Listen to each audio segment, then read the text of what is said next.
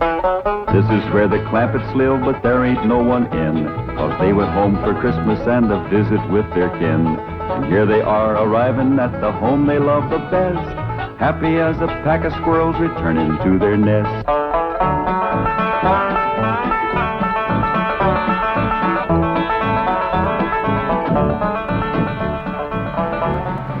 Hi, Thunder Granny, the old place ain't changed a bit. Pretty as ever. Prettier with the snow. Excuse me, Pa, but I got some friends to say howdy to. Yes, sir. They just don't make houses like this no more. Sure don't make them in Beverly Hills. I'll go get the bags, Uncle Jed. Reckon they just can't get wood like this.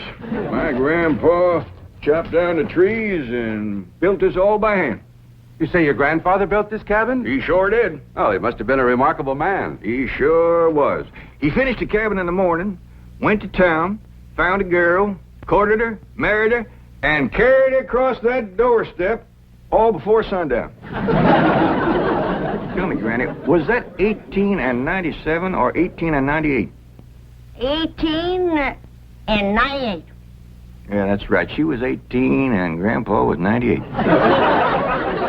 You say he was 98 and his bride was 18? That's right. Marriage didn't work out too good. Well, I don't doubt it. Yeah, Grandpa made the mistake of having his ma come live with him. Awful bossy old woman. Wouldn't let that little bride do nothing. Did everything herself. Your family has remarkable longevity. No.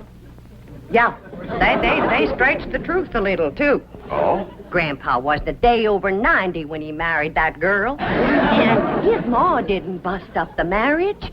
That poor little bride just wore out, having so many young'uns to take care of. Oh, what happened to Elly Mae? Well, she just went to say howdy to some of her friends.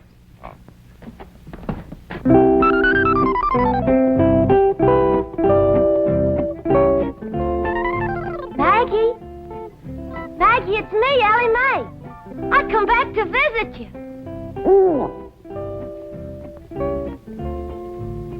Not you, Henry. Right now I'm looking for Maggie. You seen her? You're supposed to be so doggone wise. Where is she? Well, David Crockett. Say, you're looking bushy as ever. What's the matter? What you scared of? Don't you remember me? Please, Davy, don't run away. Oh, howdy, Mr. Beaver. It's me, Elly. What you kicking snow at me for? Oh, please, Mr. Beaver, come back. Hi, Mr. Foxy. It's me, Elly. Come back. Clampett, I certainly appreciate your letting me use your cabin as a field headquarters. I've got a few things in the bedroom. I'll get them out. No need for you to do that, Mr. Brewster. We're just going to be here a couple of days.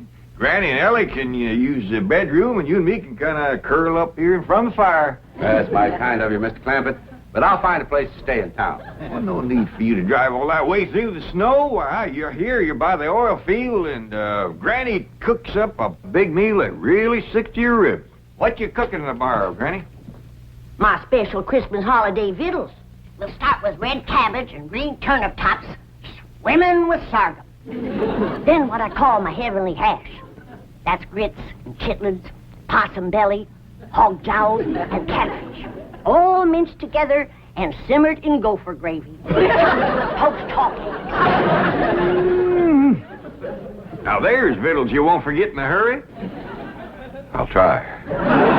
What do you say, Mr. Brewster? Roars too hard, we'll get some pine boughs and ashes for you to sleep on. Well, I think I'll go into town. Thank you very much. Excuse me. What's the matter with you two asking him to stay here? You want me to be a widow all my life? I was going to offer him my spare room. You ain't got no spare room, Pearl. I have if Jethro stays here. If Mr. Brewster stays with you and Jethro, won't people talk? I hope so. Jed can insist on him marrying me. If I'm going to get him, now's my chance. Exactly hold with making a man get married unless he wants to. He wants to? Why, that man's so in love with me he can't eat. Yeah, but are you in love with him, Pearl?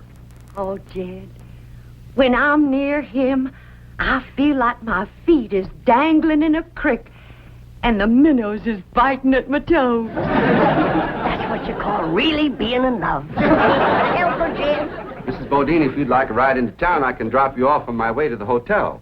Hotel? Why, you can't stay there. Oh, no, sirree. You sure can't. Why not? Why not, Jed? Why not, Pearl? Why not? There's a convention there. Yeah. Every room in that hotel is full up. You're packed in there like kraut in a jar. What kind of convention? Elks convention. That hotel is bulging with elks. Oh, well, perhaps I can find a room in a boarding house. You know anybody got a spare room, Granny? No, I don't. Do you, Jed? Well, I see now. Only spare room I know of around here is over to your house, Pearl. Why, land to mercy, I plumb forgot. Yes, my spare room. What spare room, Ma? We ain't got it. Ow! Jethro, why don't you run out and fetch some wood? I just brought some wood in. What spare room, Ma? We ain't got no spare. Ow! You just run along outside and get the kinks out of that leg. I ain't got no kinks in my leg. It's just that Ma just keeps... Ow! Son, if you're going to play hopscotch, you go outside. House ain't for playing games. But I ain't playing games. Then go chop me some wood. I just chopped some wood. Chop her some green wood. She wants to smoke a possum. Now give her. I just chopped some wood and I put it right there. I just put it right over there in the corner. Now, you come to my house, Mr. Brewster. The spare room is yours. Well, all right. If it's not... Why should I sleep here on the floor? I got a room... Ow! He's given to stitches in the leg, ain't he, Granny? I'll have him rub it with some hot possum grease tonight. Yeah, well, let's get going. Aunt Pearl, would you do me a big favor? Well, of course, Daddy May. What is it? Would you take this here fur coat? Your mink? For keeps? I sure would appreciate it. It makes my friends in the woods kind of skittish. They must reckon I'll be wearing them next. Well, I don't rightly know if I Go should... ahead and take it, Pearl. That is, if you don't mind it's been the war once or twice before. Oh, not at all. I tell you what. I'll put it in one of my hope chests, and I'll wear it on my honeymoon. Say, Mr. Clampett, isn't that an awful big tree that Jethro's chopping down? Yeah, he's notching it on the wrong side, too. Hey, Jethro, quit notching that tree on this side. It's liable to fall right down on the... Yeah, look out!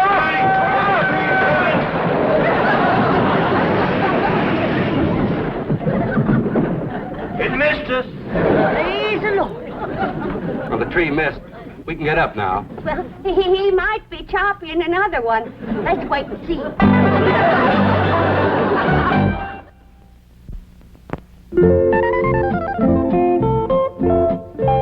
Maggie? Me, Elly.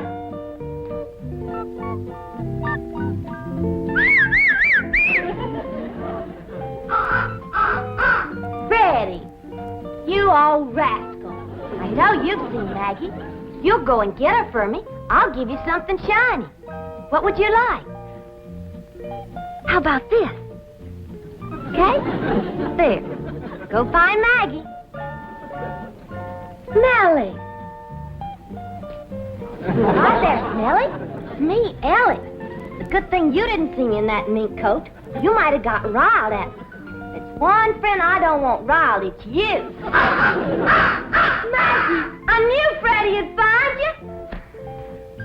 Maggie, I'm so happy to see you. I told you I'd come and visit you, and here I am. Elly? Elly Mae, where are you? Over here, Paul. Now, don't you be scared of Paul. He won't hurt you none. Oh, now, who is this? This here's my old friend Maggie. You remember her? Sure I do. Howdy, Maggie. Say, Elly, we's all going over to Aunt Pearl's for supper. And after supper, we's all going over to that movie picture theater where Pearl works. Well, I'd heap rather stay here. Well, Pearl says there's going to be a brand new picture from Hollywood called Ben-Hur. Well, who's in it? According to Pearl, it's got the two biggest actors there is, Francis X. Bushman and Raymond Navarro. I'd still rather stay here, Paul. Now, we's all supposed to kind of surround Mr. Brewster and brag on Pearl's piano playing during the picture. Well, Jethro can brag extra for me. Jethro ain't gonna be there.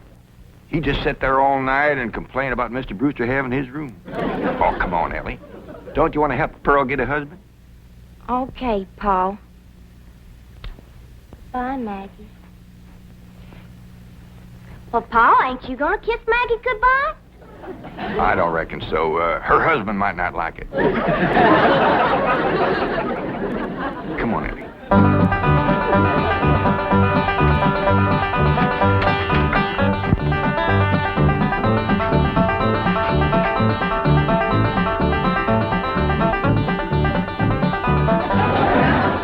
Come on, everybody.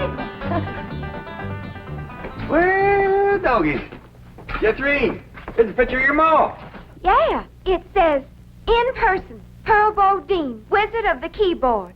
Oh, that means Pianny. Hey, your name is as big as Ben-Hur's.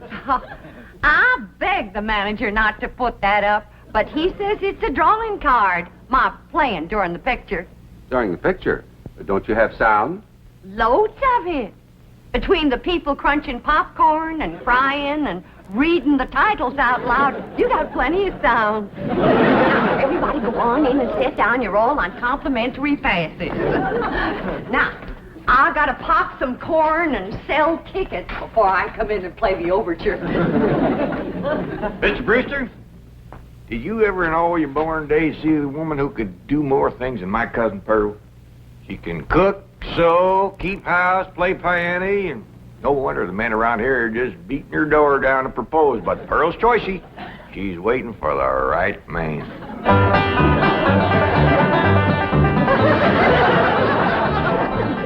Here comes Aunt Pearl.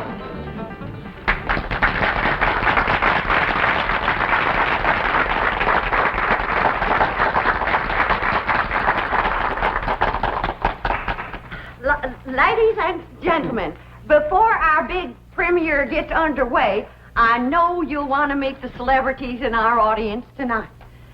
Now, sitting right here in the front row from Tulsa, Oklahoma, is the field manager of the OK Oil Company, bought my cousin Jed's swamp, Mr. John Brewster.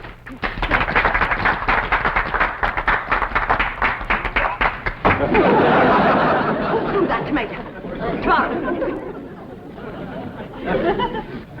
Homer Winch, get up there and you clean off that screen right now. Ain't you ashamed?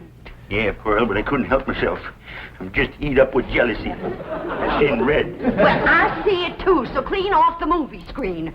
Ben-Hur will look like he's bleeding before the chariot race ever starts. Exciting when you're mad, Pearl. Get up there, you coot.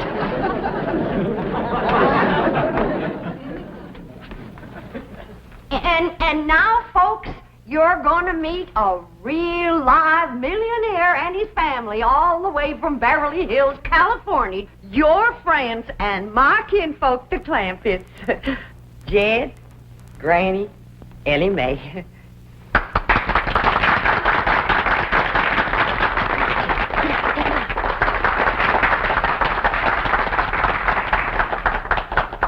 Folks, mighty nice to be back here with you again, and you all invited to come visit us in Beverly Hills. Got plenty of room, and Granny will wamp up a mess of heavenly hash for you. Jim, can I show him my mink coat? Sure, Granny. This here is a genuine mink coat. Given to me by the banker. Nobody gets the wrong idea. There ain't no strings attached. I'm still the same sweet girl I was when I left here.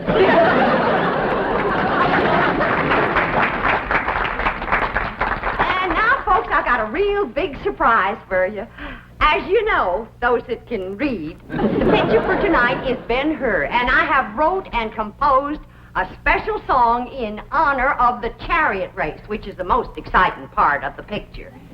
And this here special song is going to be sung by my daughter, Jethro. Say goodbye, Jethro.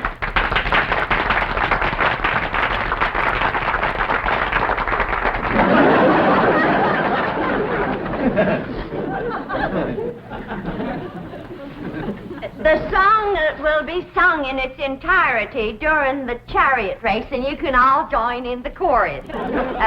But seeing that Homer Winch ain't got the tomato off the screen yet, Jethro will give you a little sample right now.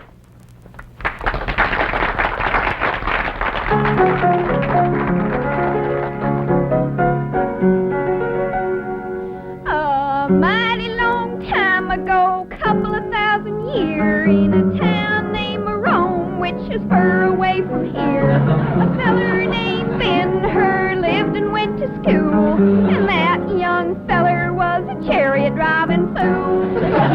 Drive them horses, Ben, Ben, drive them horses, Ben.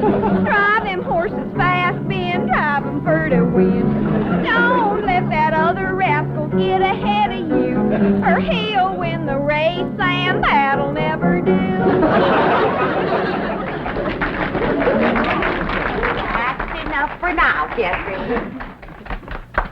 You'll hear the song again during the chariot race, and everybody can join in the chorus.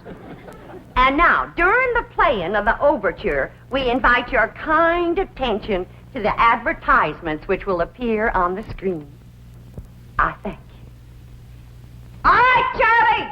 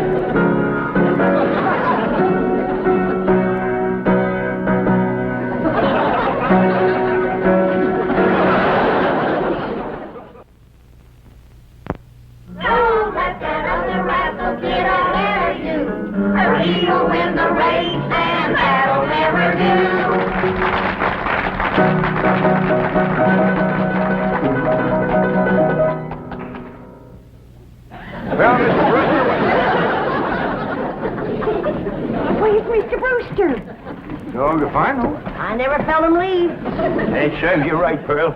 That's what you get for throwing yourself at a city dude. Hush up. Well, them fellas ain't nothing but a bunch of playboys. Just like bees flitting from flower to flower, grabbing up the honey. And then when your petals is drooping, they fly away. Everybody can hear you. I ain't ashamed of what I got to say. I love Pearl Bodine. Stop, Homer. Now, quieten down, Homer. You're making Pearl blush. Be my blushing bride, Pearl. Right here before your kinfolk, your neighbors, and Ben-Hur. I'm asking you to marry me. Get up off your knees. You're making a spectacle of yourself. I caught him, Ma. Sneaking out the door, and I caught him. I was not sneaking. I simply went outside for a breath of fresh air. Put him down. You, wasn't running away, was you, Mr. Brewster? No, of course not. Everybody's invited over to my house for apple cider.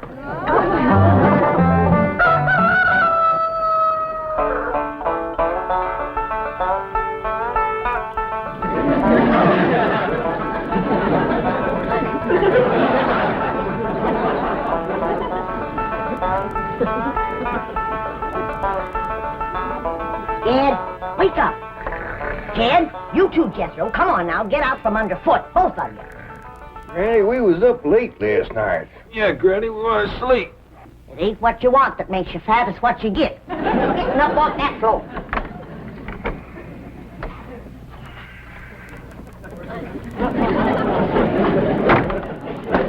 Hey! What do you want to do that for? Yeah, that's cold. Now, when I say get, you get. Floor is cold and hard. You're getting soft from city life. Now get dressed, and get washed, and get packed. Packed? You heard what I said. I ain't gonna spend another night in this place. Not with that wild daughter of yourn. I didn't sleep a wink. Appears to me like you're getting a mite soft from city living, too. Time was when you never minded sharing a bed with Elly me. I still don't mind sharing a bed with Elly May. But I draw the line when it comes to sharing with them others. What others? Well, there was an owl, and a squirrel, a crow, and a fox, a possum, and a skunk, and a porcupine. Well, I'll go in and speak to Elly Mae. I wouldn't go in there if I were you unless you want them flannels took right off you. What are you talking about? You know where my mink coat is right now? Where? In the top of a tree, full of baby eagles. Their mama and me fought for nigh on to 10 minutes for that coat. But with them claws on her, she could get a better purchase on it. Took it right out the window. You been at your rheumatism medicine. I ain't about to swallow no story about it. Uncle Sam, Granny, a great big old eagle just snatched the hat right off my head. See what I told you? When a mama eagle wants to keep her babies warm, she'll grab anything. Somebody better help Elly Mae hang on to her blankets, because that rascal just flew in her window. Frida, you hadn't ought to took Jethro's hat. Never mind about Jethro's hat. Ask her to bring back Granny's mink coat. Only if she wants to, of course. Frida, you bring back Granny's mink coat. And if she's took any suitcases, see if you can get them back, too. We's packing up. Sit down. Oh, excuse me.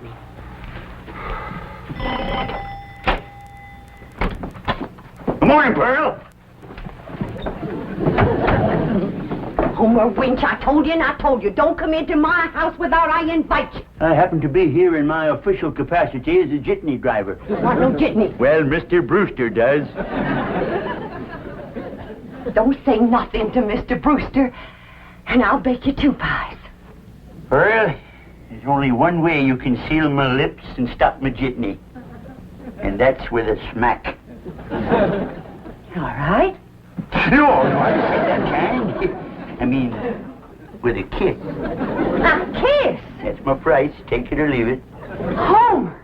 Why, that's the most shocking, disgusting, insulting disgrace. Oh, Mr. Brute! Pearl? Where'd you go, Pearl?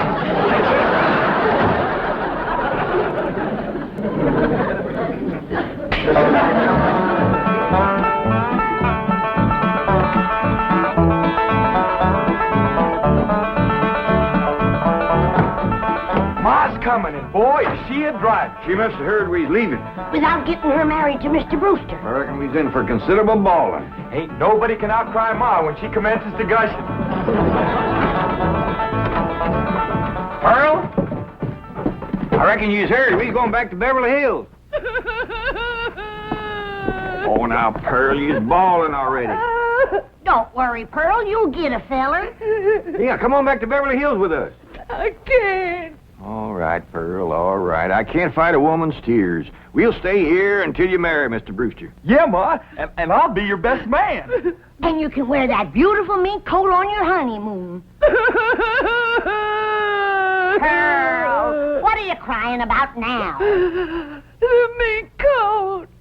What about it? I was driving down the road and a great big eagle took it right out of my lap. Don't you worry. Elly Mae! Yeah, Pop? You shinny up that tree and tell that grabby eagle to give you back that mink coat for Pearl's honeymoon, or she ain't no friend of yours. Only if she wants to, of course.